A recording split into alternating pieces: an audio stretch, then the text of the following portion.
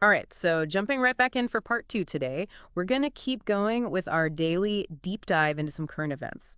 If you're prepping for the UPSC and need that daily dose of current affairs, especially with the exam coming up on March 26, 2025, then stick with us. We've got a bunch more topics to cover today, some you might have heard about already, some maybe not. Either way, we're here to break it down, give you the need-to-know stuff, and those interesting tidbits you might not catch elsewhere. All this so you can ace your UPSC, of course. You know the drill by now. We've combed through a ton of info and pulled out the most relevant bits for your exam prep.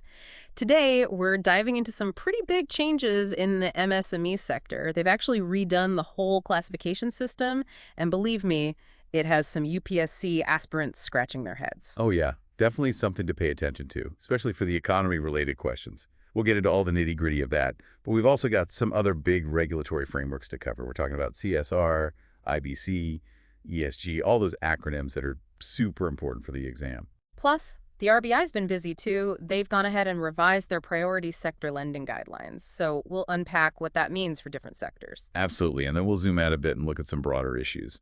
Black carbon emissions, for example. A silent threat that has a huge impact on climate and health, but doesn't always get the attention it deserves. And we can't forget about the concerning rise in student mental health issues. The Supreme Court's even stepped in to form a task force to address it. So we'll touch upon that and some new developments in India's fight against TB. Speaking of health, we'll also talk about the importance of organ transplant data, sharing something that's become a concern for the government. And then we'll jump into some geopolitical and strategic updates, including some interesting initiatives by the Indian Navy in the Indian Ocean. Then we'll swing back to the economic front and look at the export of GI-tagged Dali chili. Sounds delicious, Rita. We'll also touch upon some key findings from the Global Energy Review, a really cool cryogenic conservation initiative, and even the applications of DNA polymorphisms. Yep, quite a mix, right? And we'll round it all off with some environmental news, including Rushikonda Beach getting back its blue flag status, and the latest on the Varuna Exercise 2025, that big naval exercise between India and France. So buckle up, it's going to be an informative ride. Okay, let's get down to business, starting with, as I mentioned, MSMEs. Now, these guys, micro, small, and medium enterprises, are a massive deal for the Indian economy, right? Absolutely huge. I mean, think about it. They employ a huge chunk of the population, like over 25 crore people across millions of registered units. And they're not just about jobs, they're major exporters too.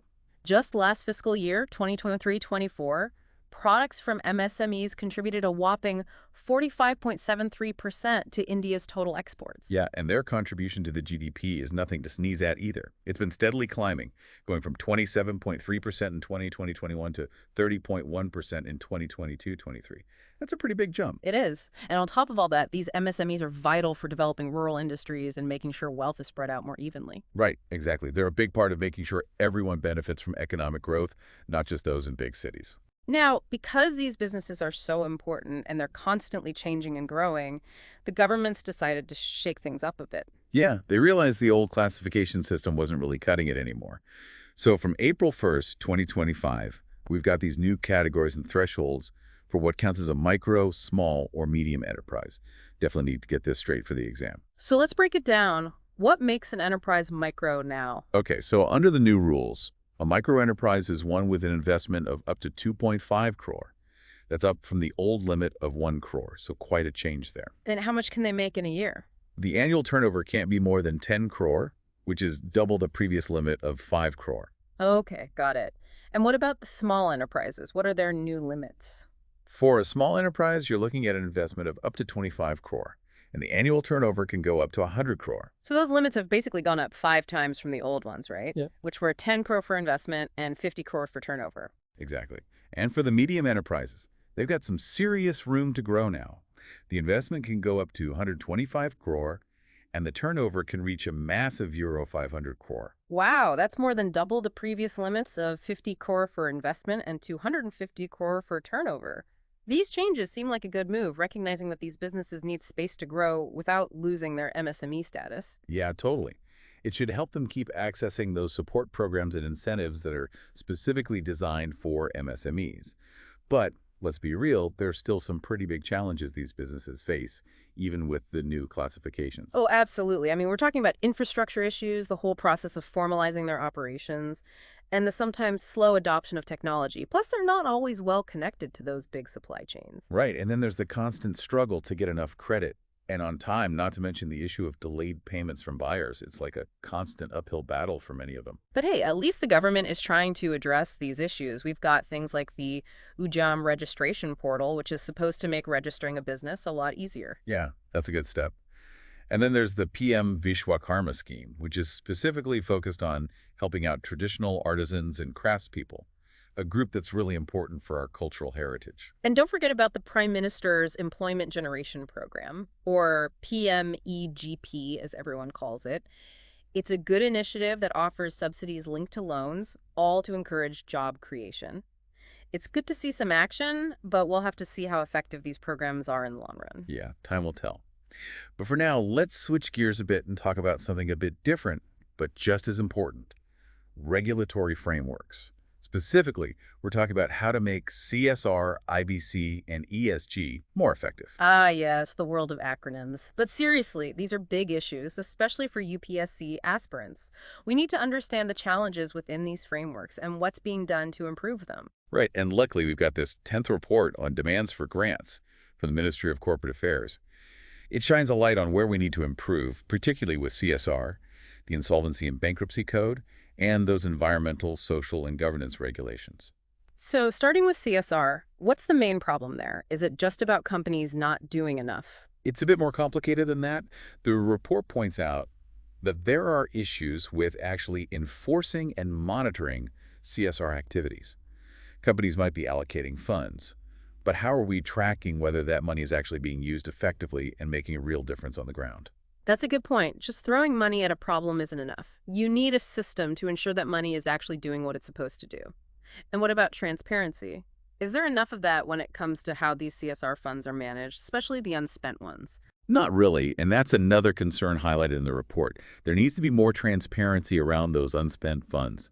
Where are they going? How are they being managed? It's about making sure CSR actually benefits society, not just looks good on a company's report. Absolutely. It has to be about real impact. So what's the plan? How are they suggesting we fix these CSR issues? Well, the report proposes a pretty major overhaul of the reporting and monitoring system for all these CSR activities. They're talking about making companies regularly publish detailed reports about their projects, showing not just what they spent, but the actual results, the tangible changes they've made. That makes sense, but how do you make sure companies actually do that? I mean, reports are one thing, but action is another. That's where the stick comes in.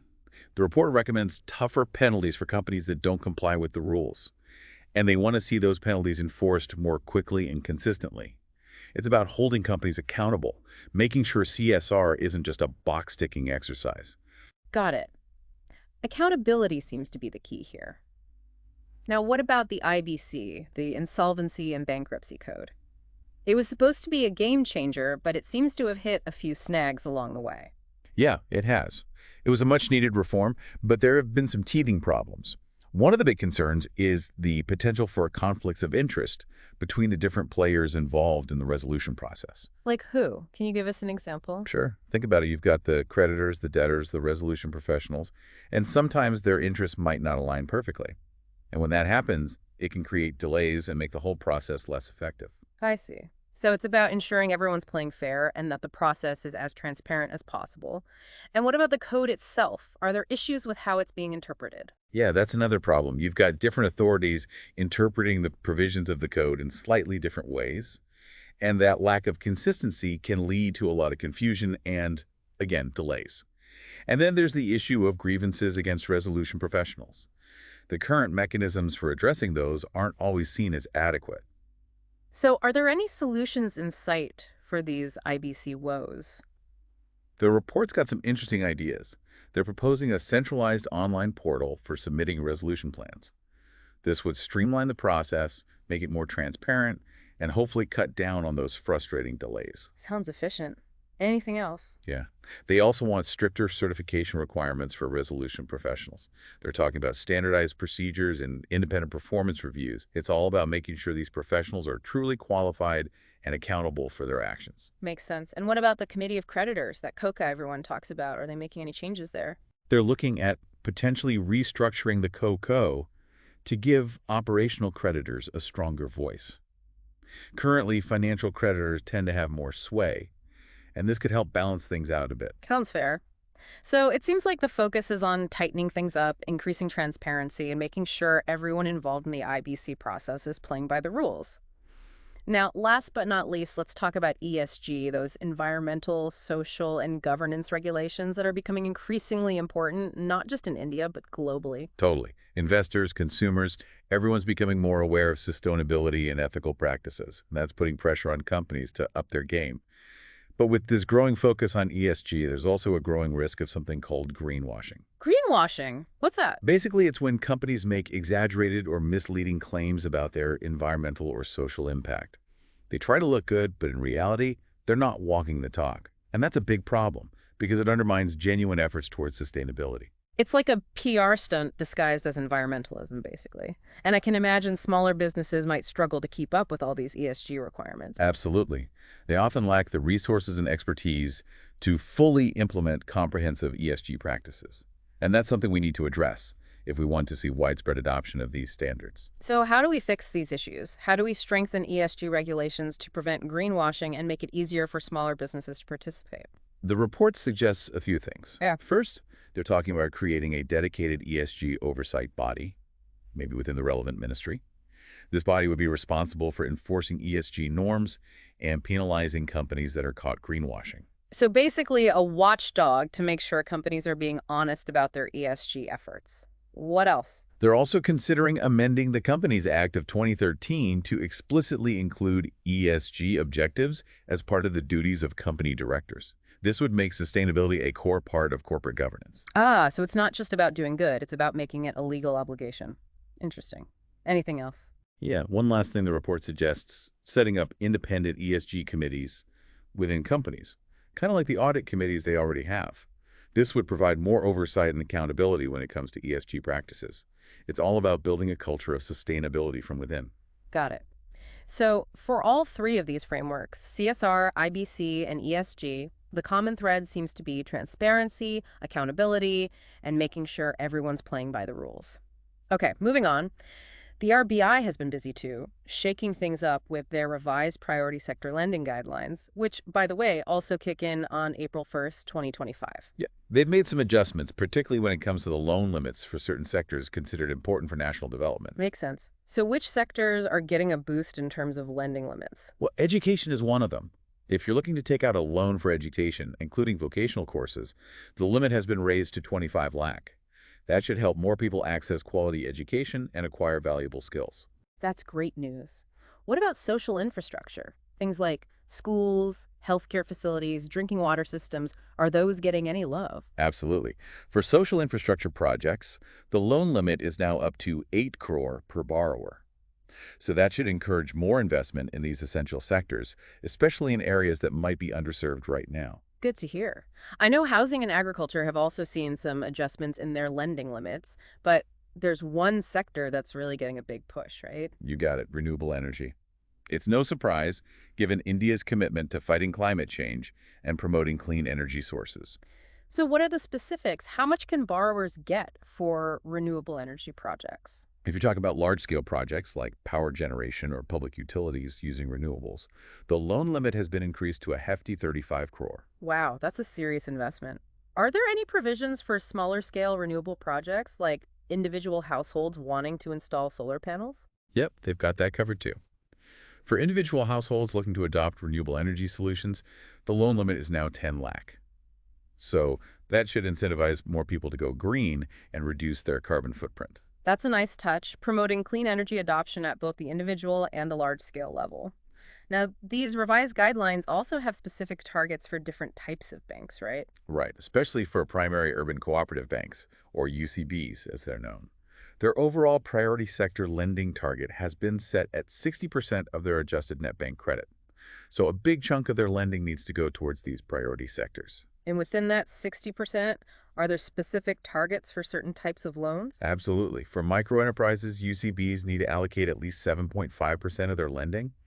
And for loans to what they classify as weaker sections, the target is 12%. Speaking of weaker sections, has the RBI changed the definition of who falls under this category? They actually have, and it's a pretty significant change. They've now included transgender individuals within the definition of weaker sections. That's a great step towards inclusivity. Who else is included in this category? It's a pretty broad definition, and it includes groups like small and marginal farmers, those who are in debt to informal lenders, artisans, members of self-help groups or joint liability groups, individuals from scheduled castes and scheduled tribes, people with disabilities, those belonging to officially notified minority communities, and of course women as individual beneficiaries, but for loan amounts up to 2 lakh. It's good to see that the RBI is taking steps to make sure financial assistance reaches those who need it most. It's about making sure everyone has a chance to participate in and benefit from economic growth. Definitely, financial inclusion is key. But now, let's shift gears a bit and talk about something that's often overlooked, but incredibly important. Black carbon emissions. Black carbon, yeah.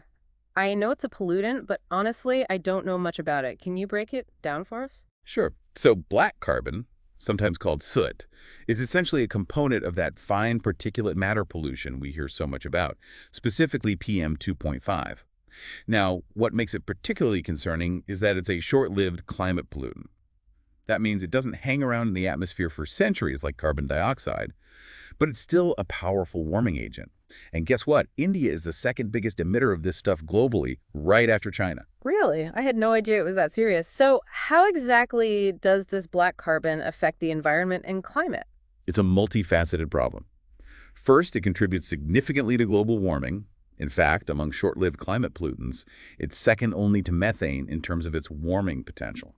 And together, these two are responsible for about half of all human-caused warming. But the real kicker is its impact on certain regions, particularly areas with snow and ice. What does it do to those areas? It basically darkens them. Black carbon particles settle on those pristine white surfaces, making them absorb more heat from the sun. And that leads to faster melting of glaciers and ice caps, contributing to sea level rise. There's even research showing that black carbon is responsible for a whopping 39% of the mass loss in the Yala Glacier in Tibet. And that's just one example. Wow, that's alarming. Anything else? Yeah, black carbon can mess with regional weather patterns too, specifically monsoon rainfall in Asia and West Africa. This can lead to more extreme weather events like intense flooding in some areas and droughts in others. It's not just about warming, it's about disrupting the delicate balance of our climate systems. This all sounds pretty scary, so what can we do about it? What's the plan to tackle these black carbon emissions? The good news is there are solutions. This report we're talking about suggests a few key strategies. First, we need to target the biggest sources of black carbon emissions, especially in the Arctic region, where it's causing the most damage.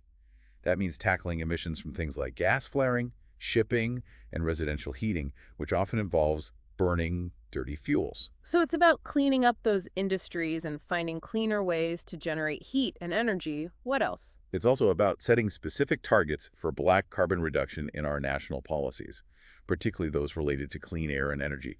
And we need to incorporate black carbon mitigation strategies into our updated nationally determined contributions under the Paris Agreement. It's about making a global commitment to tackling this issue. That makes sense. But what about here in India? Where do our black carbon emissions primarily come from? In India, the biggest culprit is actually our homes, the residential energy sector, which contributes about 35% of our total black carbon emissions. That's largely because many households still rely on burning solid fuels like wood and coal for cooking and heating. Ah, I see. So it's not just about big industries. It's about changing how we live and consume energy at home, too. What are the other major contributors? Forest fires are another big one, causing about 20% of our black carbon emissions. And then we have transportation at 15%, industry at 14%, power generation at 9%, waste management at 4%, and finally the burning of agricultural waste at 3%. That's quite a spread. So it's going to take a multi-pronged approach to tackle this problem effectively. Definitely, it needs a comprehensive strategy involving everyone, from individuals to industries to the government.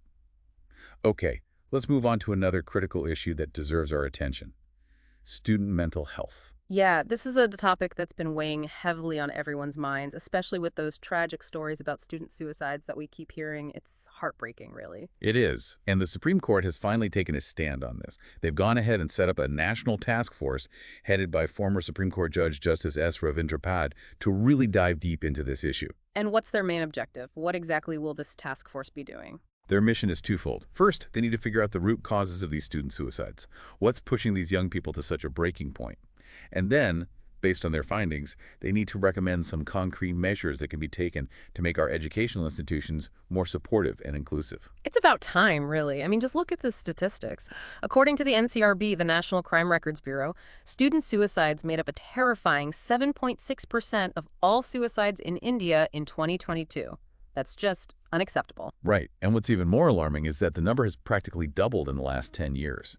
It went from 6,654 in 2012 to a shocking 13,044 in 2022. It's clear that we need to act fast, and this task force is definitely a step in the right direction. But are there particular states that are seeing more of these tragic cases? Yes, sadly, Maharashtra has been consistently reporting the highest number of student suicides. Following that, it's Madhya Pradesh, Tamil Nadu, Karnataka, and then Odisha. It's a nationwide issue, of course, but those states seem to be bearing the brunt of it. So what are some of the key factors that are driving students to this point? It's a complex mix of issues, really. Of course, there's academic pressure. We all know how intense the competition can be in India, and the pressure to succeed academically can be crushing for some students. They feel like they're constantly being judged, and the fear of failure can be overwhelming. It's not just about exams, though, is it? There are other factors at play, right? Absolutely. Bullying, ragging, discrimination within educational institutions, these all contribute to a hostile environment for many students.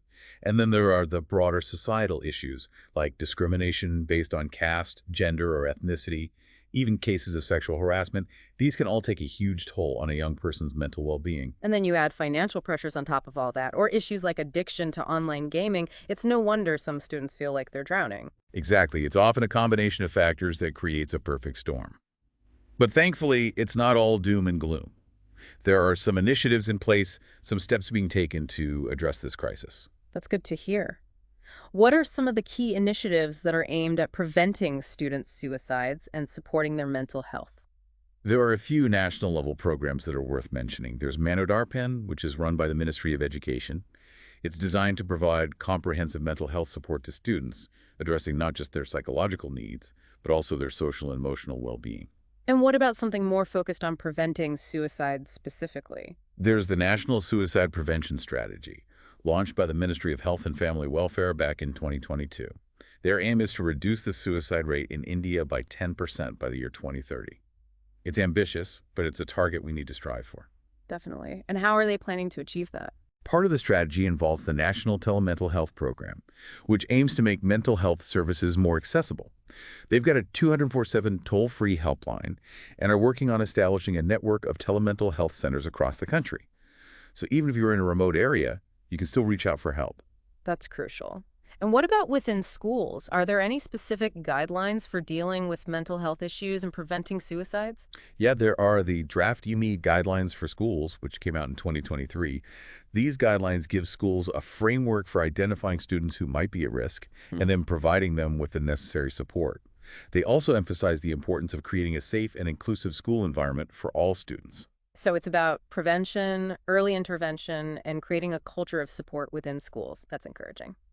All right, moving on. Let's talk about another health issue that's been plaguing India for a long time, tuberculosis. Yeah, TB, unfortunately, is still a major problem here. Yeah. But there's some good news on that front. India just hit a big milestone. They've managed to sequence 10,000 genomes of the bacterium that causes TB, Mycobacterium tuberculosis. That sounds impressive, but what does it actually mean? What's the point of sequencing the genome of this bacteria? Well, it's all part of this big program called DARA per DTB, Mm-hmm. which stands for Data-Driven Research to Eradicate TB. It was launched by the Department of Biotechnology back in 2022, and it involves a lot of collaboration